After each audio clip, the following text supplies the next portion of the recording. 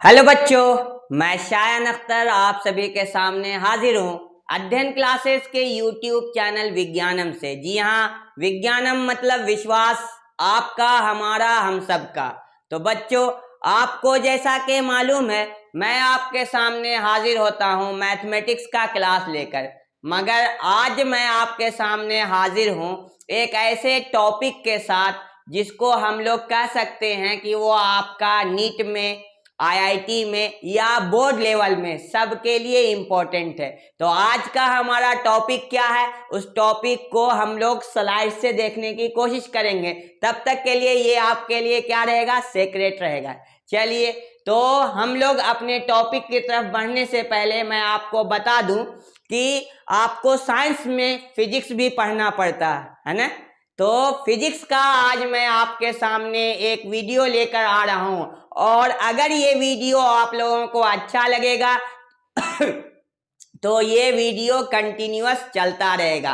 तो चलते हैं हम लोग अपने टॉपिक की तरफ। सबसे पहले मैं आप लोगों का स्वागत करता हूं, वेलकम टू विज्ञानम में। तो विज्ञानम में आप लोगों का स्वागत है। तो हमारा आज का जो सेशन है, जिसमें आज हम लोग जानने की कोशिश करेंगे किस चीज के बारे में, देखिए यहाँ पर ये है 12th क्लास का पहला चैप्टर। 12th क्लास का पहला chapter, electric charges and fields.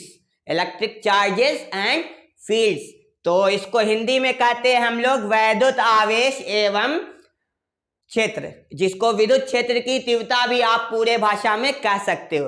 तो देखिए, मैंने एक आवेश का यहाँ पर चित्र भी लगा रखा है। उम्मीद है आप लोगों को चैप्टर के बारे में समझ में आ रहा होगा कि हम लोगों को क्या करना।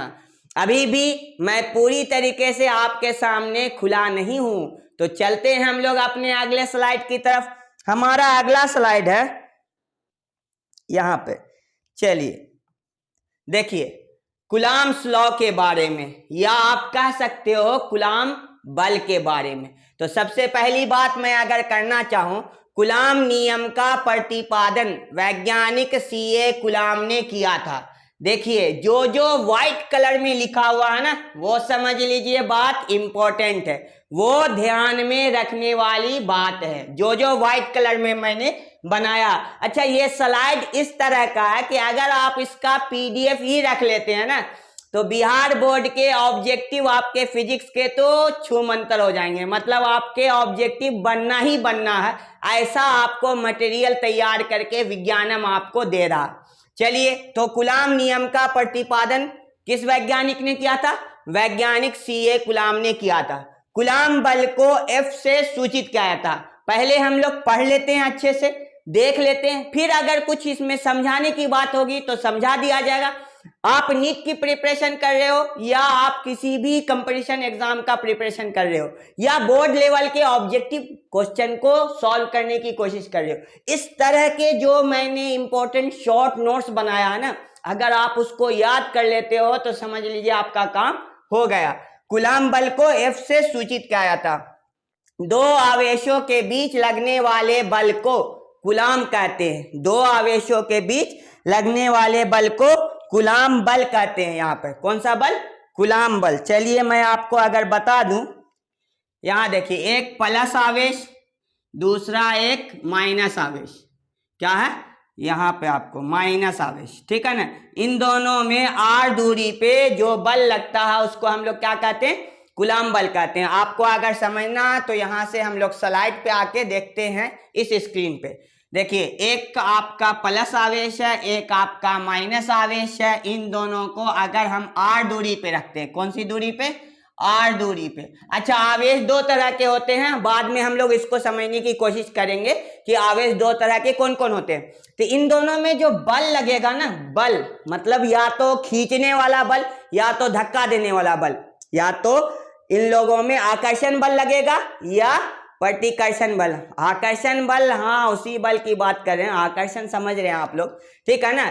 चलिए, तो एफ, इसका फॉर्मूला आएगा एफ बराबर 1/4 pi epsilon not Q1 Q2 बटा R का स्क्वायर। अगर इसको Q1 मान लिया जाए, इसको Q2 मान लिया जाए, और दोनों को अभी नेचर क्या है, प्लस है या माइनस है छोड़ देते हैं, तो ये फॉर्मूला होता है। अच्छा 1/4πε0 क्या है, अभी उसको ध्यान से हम लोग फॉरगेट करते हैं, हटते हैं। चलिए हमारा अगला जो बात है वो देखते हैं हम लोग। तो हमारा अगला बात है कूलाम बल का एसआई मात्रक। कूलाम बल का एसआई मात्रक क्या होता है, न्यूटन होता है। कूलाम बल का एसआई मात्रक न्यूटन होता है। चलिए आगे बढ़ते।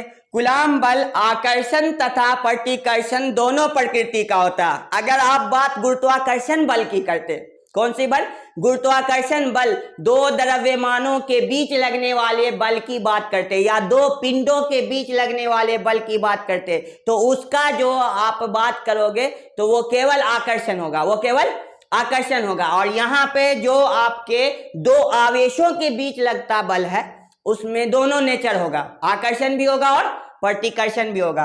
अगली बात हम लोग चलते हैं कूलाम बल का विमीय सूत्र। यहां देखिए जो व्हाइट कलर में है ना, बहुत ही इंपॉर्टेंट बात है, उसको आपको याद कर लेना है, ऑब्जेक्टिव आपका छूमंतर हो जाएगा। तो mLT⁻²।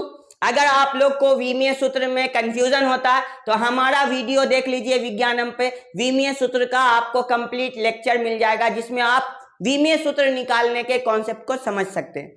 चलिए हम लोग आगे चलते। कूलाम बल एक सदिश राशि है। कैसी राशि है, एक सदिश राशि है जिसमें दिशा हो, परिमाण हो और जो त्रिभुज के जोड़ के नियम को लागू करता हो। ये तीन बातें जिसमें भी होगा, दिशा, परिमाण, त्रिभुज के जोड़ के नियम को लागू करता। त्रिभुज का जोड़ का नियम क्या है, तो फॉर्मूला है r बराबर √a² + b² + 2ab cos theta. इस नियम को वो लागू करता हो। तो चलिए अब बात करते हैं अगला लाइन। कूलाम बल दोनों आवेशों के गुणनफल का समानुपाती होता। अरे यही तो है कूलाम नियम। कूलाम साहब ने दो नियम का प्रतिपादन किया था एक ही इसमें। पहला नियम क्या था, तो जो मैं यहाँ पे आपके सामने रख रहा हूं, कूलाम बल दोनों आवेशों के गुणनफल का समानुपाती होता। मतलब क्या निकलता कि अगर दोनों आवेशों का मान बढ़ेगा, दोनों आवेशों का मान बढ़ेगा तो कूलाम बल कैसे बढ़ेगा, दोनों आवेशों के गुणनफल से बढ़ेगा, दोनों आवेशों के गुणनफल से बढ़ेगा। चलिए मैं आपको इसको एग्जांपल से समझाने की कोशिश करता हूं। चलिए यहां से मैं अगर बात करूं कि दूरी को हम लोग फिक्स कर देते हैं 1 मीटर। कितना मीटर, दूरी को नहीं बढ़ाते हैं, दूरी मेरा फिक्स है। आवेश को पहले हम लोग रखते हैं Q1 को 1 कूलाम, Q2 को भी 1 कूलाम, ठीक है ना। तो आपको जो बल आएगा वो आएगा K का मान आपको 9 × 10⁻9 होता, वो आपको आगे जानकारी मिल जाएगी। जो बच्चे समझते होंगे उनके लिए ये काफी है। Q1 के जगह पे 1, Q2 के जगह पे 1/r का मतलब 1 का स्क्वायर। r के जगह पे क्या कर देंगे, 1 का स्क्वायर। चलिए 1 का स्क्वायर, आंसर क्या आएगा, K आएगा। सॉल्व करके देखिएगा तो आंसर क्या आएगा, K आएगा। अगर मैं आवेश को डबल कर दूं, दोनों आवेश को क्या कर दूं, डबल कर दूं, दूरी को नहीं बढ़ाना, दूरी को उतने रखना, क्योंकि आप एक साथ दोनों को नहीं समझ सकते हो। तो आवेश को मैं अगर डबल कर दूं दोनों को, तो अब मेरा आवेश क्या होगा, तो Q1 मेरा अब हो जाएगा 2 कूलाम, Q2 भी मेरा हो जाएगा 2 कूलाम। दूरी के बारे में मैंने बोला कि दूरी को नहीं बदलना, दूरी को क्या करना, नहीं बदलना। तब मेरा क्या होगा, तो मेरा कूलाम बल जो होगा वो होगा K × 2 बटे 1 का स्क्वायर, क्योंकि आवेश आपका डबल कर दिया गया। 2 × 2 4K। अब लॉजिक को समझिए, अगर आप आवेश को 2 गुना कर दोगे, पहले से आवेश को 2 गुना कर दोगे, तो बल जो है ना वो दोनों आवेशों के डबल होके, मतलब दोनों को गुणनफल कर देना होगा। तो 2 दूनी 4 गुना, मतलब आपका जो बल आएगा वो 4 गुना। अगर एक को 2 गुना करोगे आवेश को, दूसरे को 8 गुना, तो आपका जो बल होगा 8 दूनी 16 गुना, मतलब गुणनफल का समानुपाती होता। अब तो लॉजिक क्लियर हुआ होगा ना। चलिए आगे चलते हैं हम लोग अपने अगले पॉइंट की तरफ। हमारा अगला पॉइंट देखिए, अगला पॉइंट है कूलाम बल दूरी के वर्ग का व्युत्क्रमानुपाती होता है। कूलाम बल दूरी के वर्ग का, दूरी के स्क्वायर का क्या होता है, व्युत्क्रमानुपाती। मतलब आपको जो है आप कह सकते हो, क्या कह सकते हो उसको इंग्लिश में अगर करना है तो एक तो डायरेक्टली प्रोपोर्शनल, एक इनवर्सली। तो ये इनवर्सली प्रोपोर्शनल क्या होगा, इनवर्सली प्रोपोर्शनल। चलिए इसको भी लॉजिक को हम लोग समझने की कोशिश करते हैं। तो इसके लॉजिक को अगर हम लोग समझने की कोशिश करते हैं तो देखते क्या कि एफ जो है वो व्युत्क्रमानुपाती है आर स्क्वायर का। बहुत कंफ्यूजन वाला बात हो जाता है, व्युत्क्रमानुपाती और समानुपाती। अरे बेटा साइन दोनों के सेम होते हैं, साइन क्या होते हैं, सेम होते हैं, ठीक है ना। जो समानुपाती के चिन्ह होते हैं वही व्युत्क्रमानुपाती के चिन्ह होते हैं। तो यहां से कंफ्यूजन को तो हटा दीजिए कि चिन्ह में कोई बदलाव आएगा, ठीक है। चलिए आगे बढ़ते हैं। अब बात आती है कि व्युत्क्रमानुपाती में होता क्या। व्युत्क्रमानुपाती में होता यह है कि अगर एक को बढ़ाएंगे तो दूसरा क्या होगा, घट जाएगा। एक को बढ़ाएंगे तो दूसरा क्या होगा, घट जाएगा। अभी ये स्क्वायर को भूल जाओ। अभी बेटा आप लोग क्या समझो कि 1/r का कॉन्सेप्ट, 1/r का कॉन्सेप्ट। जैसे अगर मान लेते हैं हम चाल और समय की बात करते हैं, किसकी बात कर रहे हैं, चाल और समय की बात करते हैं।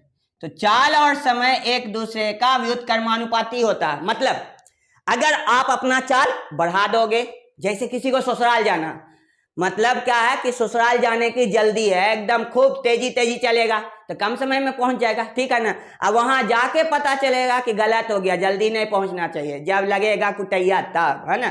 तो चाल और समय क्या होता है, एक दूसरे के व्युत्क्रमानुपाती होता। मतलब आप अगर चाल को घटा दो स्लो तो समय ज्यादा लगेगा, ये कब होता है, दोस्त लोग के साथ चलो, ठीक है ना, मार्केट चले जाओ, क्या होगा, मम्मी भेजेगी कुछ लाने के लिए, नींबू प्याज मिर्च जो भी है। पता चला कि आप अपना जो है चाल को धीरे कर दिया, मार्केट में रहने में मजा आता है ना, तो चाल को धीरे कर दिया तो समय ज्यादा, मम्मी लेट हो गया ना, थोड़ा मार्केट में जाम लगा हुआ था, ये सब कह के हम लोग निकल गए। तो चाल और समय एक दूसरे के व्युत्क्रमानुपाती। समय समानुपाती की बात अगर आप समझना चाहते हो, समानुपाती, तो समानुपाती के लॉजिक ये है कि एक बढ़ेगा तो दूसरा भी बढ़ेगा, एक घटेगा तो दूसरा भी घटेगा, ठीक है ना। तो ये आपको समानुपाती का लॉजिक है। अब वर्ग का क्या मतलब है, अब वर्ग का मतलब हम लोग समझने की कोशिश करते हैं, फिर से वही उदाहरण से हम लोग समझने की कोशिश करते हैं। देखिए बात यह है, आवेश को इस बार छेड़छाड़ नहीं करिए। आवेश 1 कूलम, दूसरा आवेश भी 1 कूलम, आर पहले कर दीजिए 1 मीटर, आर क्या कर दीजिए 1 मीटर, ठीक है। तो अब मेरा फोर्स कितना होगा, मतलब बल, कूलम बल। तो F is equal to K Q1 Q2 बटा आर का स्क्वायर, ये फॉर्मूला होता है, ये क्या होता है, कूलम बल का फॉर्मूला। अच्छा F is equal to K छोड़ दीजिए, Q1 के जगह पे 1, Q2 के जगह पे 1 और 1 का स्क्वायर। तो F इज इक्वल टू आपका सॉल्व होके क्या आएगा, K आएगा, है ना। अब बात आती है कि हम दूरी को घटा दें तो बल बढ़ जाएगा, दूरी को घटा दें तो बल बढ़ जाएगा। अब दूरी को घटा देने का मतलब 1 मीटर था आधा मीटर कर दो, 1 मीटर था आधा मीटर कर दो। अच्छा दूरी को बढ़ा दो, 2 मीटर कर दो तो बल घट जाएगा। बल क्या होगा, घट जाएगा। कैसे घटेगा, अगर डबल करोगे तो उसके स्क्वायर से घटेगा ना, अभी तक नहीं समझ में आया। देखिए यहाँ अगर मैं इसी डेटा को लेकर आर के मान को कर दूं 2 मीटर, क्या कर दूं, ये कितना डबल हो गया ना, ये आपका आर जो है वो 2 गुना हो गया। तो अगर मैं 2 गुना कर दूं तो मेरा एफ क्या होगा, सब जगह तो सेम रहेगा, के रहेगा ही, 1 रहेगा ही, 2 का स्क्वायर क्या होता है, तो 4 होता। तो आपका आंसर हो जाएगा K/4। आपका आंसर क्या हो जाएगा, K/4। देखो पहले 1 मीटर पे बल कितना था, K, मतलब 10 मान के चलो या 100 मान के चलो, क्या मान लो, 100 मान ले लो, ठीक है। तो 1 मीटर पे आपका बल था 100 न्यूटन। तो अगर आप 2 मीटर किए, मतलब दूरी को डबल किए, तो बल घटेगा दूरी के डबल के स्क्वायर से, मतलब 2 का स्क्वायर क्या, 4। तो 100 को 4 से भाग दे दो, 100 को 4 से भाग देने पे आंसर क्या होगा, 25 न्यूटन। आंसर क्या होगा, 25 न्यूटन। उम्मीद है आप लोगों को क्लियर हो गया होगा कि व्युत्क्रमानुपाती वर्ग का क्या तात्पर्य यहाँ पे है। चलिए हम लोग अपने आगे बढ़ते हैं टॉपिक को और देखते हैं कि किस बात को हम लोगों को अगला समझना। फॉर्मूला आ गया, अब तो यहाँ पे फॉर्मूला आ गया। कई बार तो फॉर्मूला हमने पहले ही लिख दिया कि F बराबर K Q2 बटा आर स्क्वायर। अच्छा, बड़ा Q1 हो या छोटा हो डजेंट मैटर, क्योंकि आवेश को दोनों से सूचित किया जाता है, तो हम लोगों का काम चलेगा। अच्छा, के को कूलाम स्थिरांक कहते हैं। के को क्या कहते हैं? कूलाम स्थिरांक कहते हैं। देखिए उजला में लिखा हुआ इंपॉर्टेंट बात है, के को कूलाम स्थिरांक कहते हैं। फिर आइए, कूलाम बल केंद्रीय बल भी होता, कूलाम बल केंद्रीय बल भी होता, कूलाम बल विद्युतीय बल भी होता। ठीक है, दोनों बल के कैटेगरी में आपको रखा गया कूलाम बल को। विद्युतीय बल तो होगा ही, कूलाम बल का दूसरा नाम विद्युतीय बल भी है। ठीक है, स्थिर विद्युत बल भी है, बहुत सारे नामों से इसको जाना जाता है। तो केंद्रीय बल भी होगा और विद्युतीय बल भी होगा। यहां तक आपका क्लियर हो गया। चलिए हम लोग आगे बढ़ते हैं। चलिए यहां से देखते हैं के का वायु या निर्वात में मान। के का वायु या निर्वात में मान, पहले हम लोग इसको यहां पे आगे समझने की स्लाइड को कोशिश करते हैं। चलिए देखिए, के को हम लोग लिखते हैं 1/4 pi epsilon naught into epsilon R. ठीक है ना, एप्सिलॉन आर का अलग अलग माध्यम में अलग अलग होता है। वायु और निर्वात के लिए 1 होता है, जल के लिए 80 होता है, जल के लिए 80 होता है। अच्छा, जल में बहस हो जाएगा, अलग अलग तापमान पे जल का अलग अलग होता है, तो आपको आंसर क्या लगाना है? तो आपको आंसर 80 लगाना है। 15 डिग्री सेल्सियस, 27 डिग्री सेल्सियस, इसको छोड़ दीजिए, उस पे बहस आपको नहीं आएगा। आपको जल का जो आएगा क्या, आपेक्षिक विद्युतशीलता एप्सिलॉन आर, वो कितना लगाना? 80 लगाना है मेरे दोस्त। ठीक है ना, चलिए तो 1/4 pi epsilon naught into epsilon R, इसका वैल्यू होता है 9 गुने 10 पे पावर 9। क्या होता? 9 गुने 10 पे पावर 9। अगर हम बात करें वायु का, किसका बात कर ले? वायु का, तो एप्सिलॉन आर का वैल्यू क्या होगा? 1 होगा। ठीक है, तो यहां से आपका नीचे में 1 रखेंगे क्योंकि एप्सिलॉन आर का 1। तो वायु और निर्वात में के का वैल्यू क्या होता है? 9 इंटू 10⁻⁹। एसआई मात्रक की बात करोगे तो एसआई मात्रक हम लोग क्या कर लेते हैं? फॉर्मूला से निकाल लेते हैं, है ना।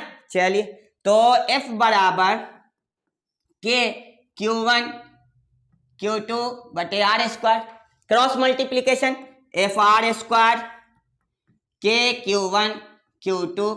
अच्छा, K equal to F R square बटे Q1 इंटू Q2।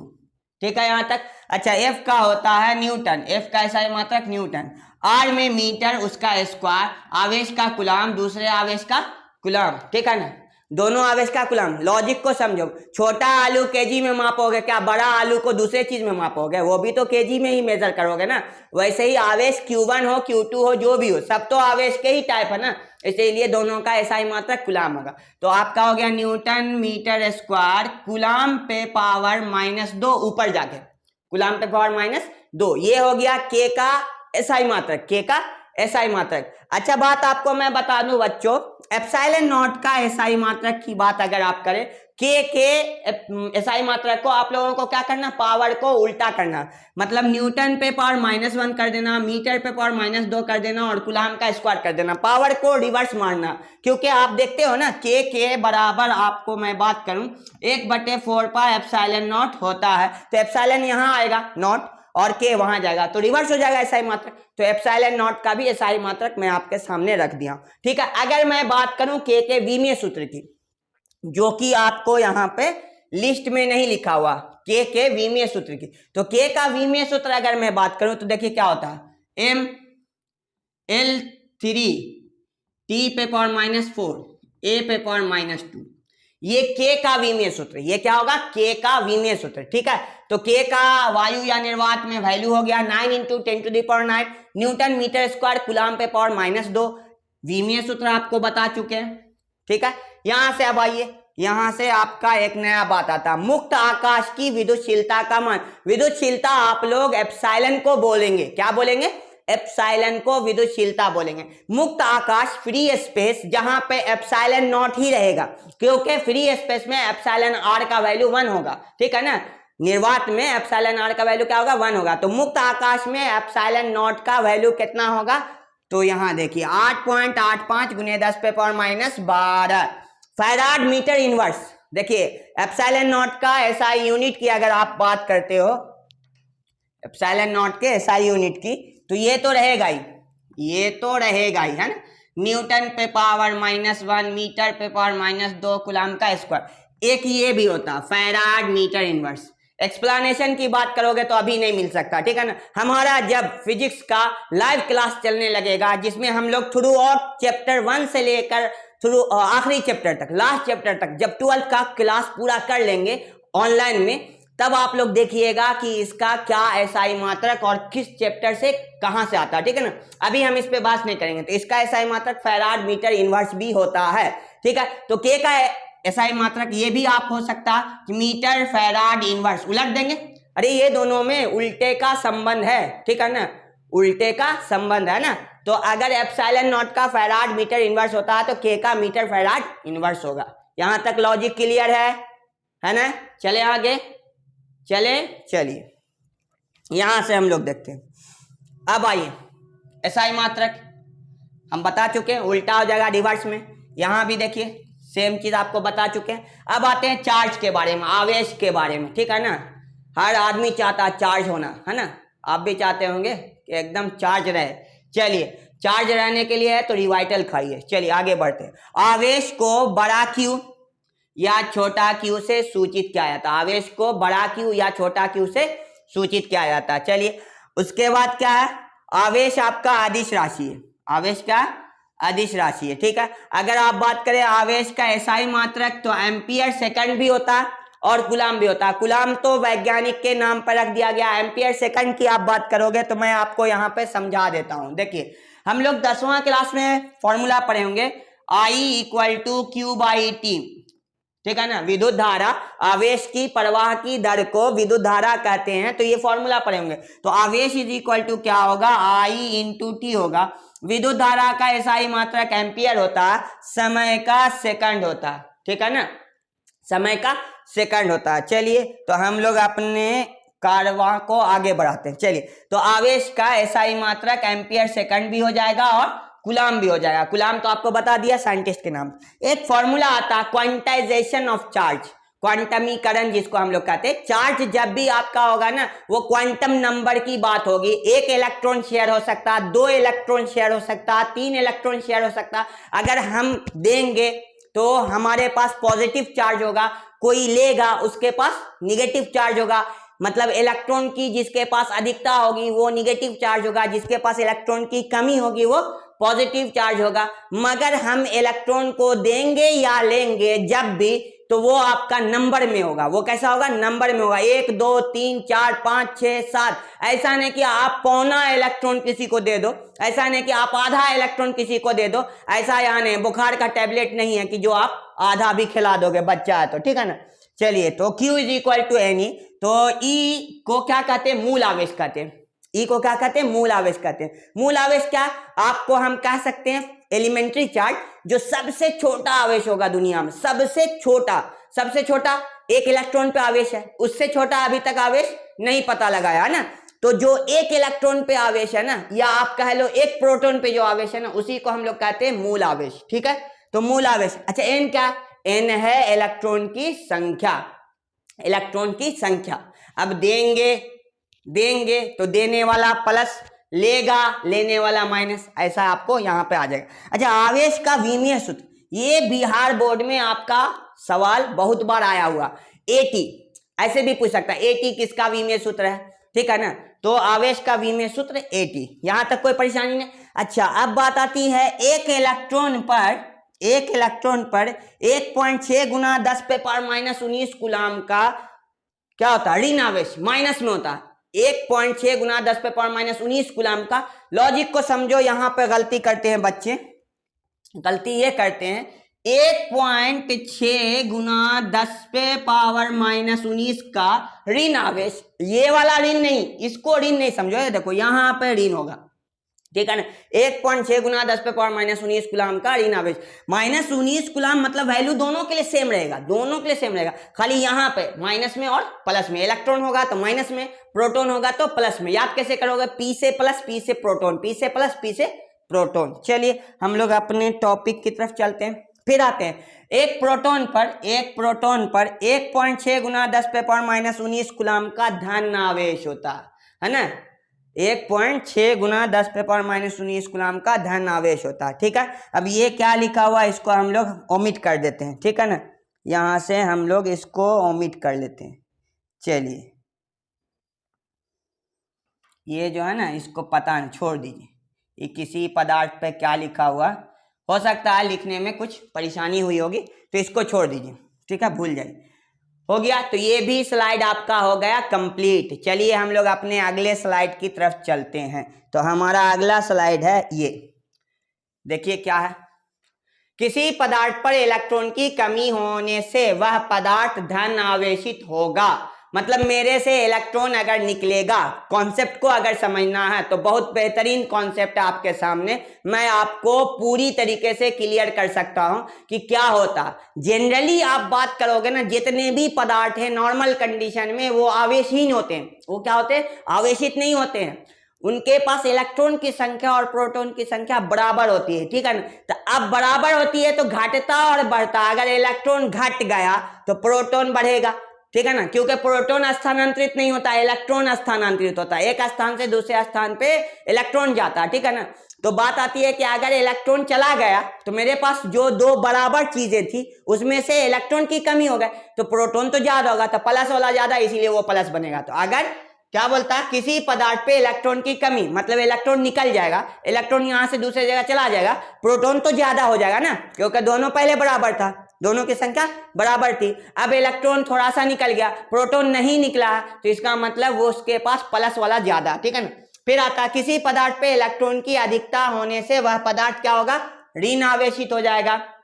इलेक्ट्रॉन की अधिकता मतलब मेरे पास इलेक्ट्रॉन ज्यादा है, प्रोटॉन उसके मुकाबले कम होगा, तो प्रोटॉन उसके मुकाबले कम होगा, तो इसका मतलब हम कह सकते हैं कि इलेक्ट्रॉन ज्यादा होने पे वो पदार्थ आपका बनेगा ऋण आवेशित, ठीक है। उसके बाद आवेश संरक्षित होता, मतलब आवेश की ना तो उत्पत्ति होती है और ना ही विनाश होता, आवेश केवल स्थानांतरित होता, एक स्थान से दूसरे स्थान जाता, ठीक है। आवेश का जो सीजीएस मात्रक, कौन सा मात्रक? सीजीएस मात्रक, वो आपका स्टैट कूलम होता। क्या होता? स्टैट कूलम, ठीक है। और एक कूलम में 3 गुना 10⁹ स्टैट कूलम होता है। एक कूलम में 3 गुना 10⁹ स्टैट कूलम होता। डेटा बहुत इंपॉर्टेंट है। डेटा आज के डेट में जो है क्या दौलत है ना। इंफॉर्मेशन क्या पावर है। अगर ज्यादा आपके पास इंफॉर्मेशन है तो आप समझ लीजिए पावर में है। अरे किसी को भी अपना गुलाम बना सकते हो इंफॉर्मेशन के रख के। मान के चलो किसी का गुप्त जानकारी अगर रख लेते हो तब तो एकदम में गुलाम बना लोगे ना। तो इंफॉर्मेशन बहुत जरूरी है ना। तो एक गुलाम क्या है? 3 गुना 10⁹ स्टैट कूलम। चलिए फिर बोलता आवेश का क्वांटम ईएसयू मान, क्वांटम ईएसयू मान 4.78 गुने 10⁻⁻10, मतलब 3 गुना 10⁹ को क्या कर दो? मल्टीप्लाई कर दो 1.6 गुना 10⁻⁻19 से। जब मल्टीप्लाई कर दोगे दोनों को तो मल्टीप्लाई करने के बाद आपका आंसर आ जाएगा यही चीज, ठीक है ना। मतलब 3 गुना, यहाँ साफ से लिख रहे हैं, 10⁻9 को आप लोग मल्टीप्लाई कर दो आवेश से 1.6 गुना 10⁻⁻19 से, 16×3=48, मतलब इतना आ जाएगा। लॉजिक क्लियर है। आवेश का बड़ा मात्रक एम्पियर घंटा होता। एम्पियर सेकंड तो होता ही है ना, टाइम को घंटा में बदल दो, तो एम्पियर घंटा किसका मात्रक है? आवेश का। इसीलिए देखोगे mAh बैटरी पे लिखा होता। बहुत लोग हमको ज्यादा mAh वाला बैटरी चाहिए, ज्यादा mAh वाला बैटरी चाहिए, मिली एम्पियर घंटा। यहाँ देखो आपको यहाँ से लॉजिक समझ में आएगा। इस जगह देखिए मिली एम्पियर घंटा mAh, अगर ये ज्यादा मान का होगा तो वो बैटरी ज्यादा आवेश को ग्रहण कर सकता, ठीक है ना। पर घंटा में कितना एम्पियर की बात होगी वो आपको बताता, तो इसी की जरूरत है। तो आवेश का जो बड़ा मात्रक है वो एम्पियर घंटा होता है। यहां तक क्लियर। अब यहाँ के बाद अगले स्लाइड में चलते हैं। अगले स्लाइड में आप लोगों के लिए क्या आ गया? क्वेश्चन आ गया। तो आप लोग कमेंट करके बताइए, आप लोग कमेंट में इस सवाल का आंसर दीजिए। सवाल क्या? मुक्त आकाश की प्रावैधुता, जिसको विद्युतशीलता कहते हैं, एप्सिलॉन नॉट, जिसको हम लोग सूचित करते हैं, होता। ऑप्शन देखिए 9 गुने 10⁻9, यहाँ 109 नहीं, यहाँ पे पावर है, यहाँ क्या 10⁻9 है, 100 नहीं, ठीक है। मीटर फराड इनवर्स 1.6 गुने 10⁻⁻19 कूलम, 8.85 गुने 10⁻⁻12 farad metre inverse, farad metre inverse. चलिए इसका कमेंट में जरूर आंसर करेंगे आप लोग। हम आज आंसर नहीं करेंगे, हम अगले क्लास में या वीडियो के डिस्क्रिप्शन में आंसर दे देंगे, ठीक है। चलिए अगला स्लाइड आप लोगों के लिए क्या खुल रहा? एक कूलम वह आवेश है जो शून्य में, शून्य मतलब निर्वात में, फ्री स्पेस में 1 मीटर की दूरी पर स्थित समान आवेश, एक ही कूलम पर, हम एक कूलम आवेश है, अपने एक ही कूलम के आवेश को 1 मीटर की दूरी पर कितना बल लगाते हैं? तो हम लोग बल लगाते हैं 9 गुने 10 पे पावर 9। यहाँ भी यही 109 नहीं है, 9 गुने 10 पे पावर 9 है, 9 गुने 10 पे पावर 9 है, 109 नहीं। तो इसका भी कमेंट करके आंसर बताइएगा।